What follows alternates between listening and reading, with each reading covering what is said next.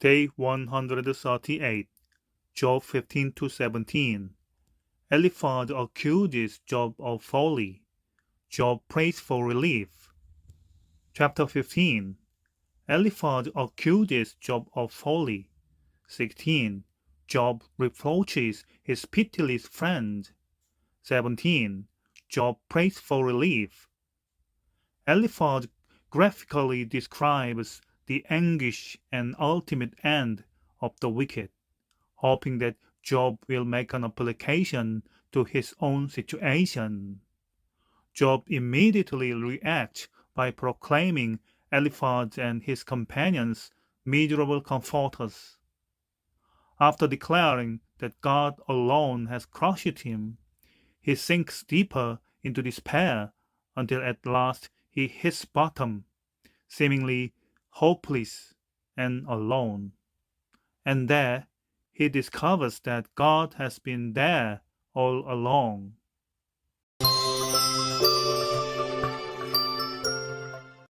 Chapter 15.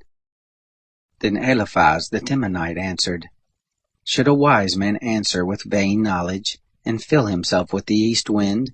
Should he reason with unprofitable talk, or with speeches with which he can do no good? Yes, you do away with fear, and hinder devotion before God. For your iniquity teaches your mouth, and you choose the language of the crafty. Your own mouth condemns you, and not I. Yes, your own lips testify against you. Are you the first man who was born? Or were you brought forth before the hills? Have you heard the secret counsel of God? Do you limit wisdom to yourself? What do you know that we don't know? What do you understand which is not in us? With us are both the gray-headed and the very aged men, much elder than your father. Are the consolations of God too small for you, even the word that is gentle toward you? Why does your heart carry you away? Why do your eyes flash, that you turn your spirit against God, and let such words go out of your mouth? What is man that he should be clean? He who is born of a woman, that he should be righteous? Behold, he puts no trust in his holy ones. Yes, the heavens are not clean in his sight. How much less one who is abominable and corrupt, a man who drinks iniquity like water? I will show you, listen to me. That which I have seen I will declare, which wise men have told from their fathers and have not hidden it, to whom alone the land was given, and no stranger passed among them. The wicked man travails with pain all his days, even the number of years that are laid up for the oppressor. A sound of terrors is in his ears. In prosperity the destroyer shall come on him. He doesn't believe that he shall return out of darkness. He is waited for by the sword. He wanders abroad for bread, saying, Where is it? He knows that the day of darkness is ready at his hand. Distress and anguish make him afraid. They prevail against him, as a king ready to the battle, because he has stretched out his hand against God, and behaves himself proudly against the Almighty. He runs at him with a stiff neck, with the thick shields of his bucklers, because he has covered his face with his fatness, and gathered fat on his loins. He has lived in desolate cities, in houses which no one inhabited, which were ready to become heaps. He shall not be rich, neither shall his substance continue, neither shall their possession be extended on the earth. He shall not depart out of darkness. The flame shall dry up his branches. By the breath of God's mouth shall he go away. Let him not trust in emptiness, deceiving himself, for emptiness shall be his reward. It shall be accomplished before his time. His branch shall not be green. He shall shake off his unripe grape as the vine, and shall cast off his flower as the olive tree.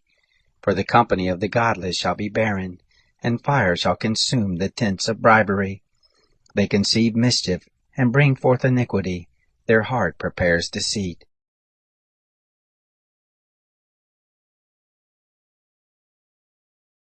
Chapter 16. Then Job answered, I have heard many such things. Miserable comforters are you all. Shall vain words have an end? Or what provokes you that you answer? I also could speak as you do. If your soul were in my soul's place, I could join words together against you, and shake my head at you. But I would strengthen you with my mouth. The solace of my lips would relieve you. Though I speak, my grief is not subsided. Though I forbear, what am I eased? But now, God, you have surely worn me out. You have made desolate all my company. You have shriveled me up. This is a witness against me. My leanness rises up against me. It testifies to my face.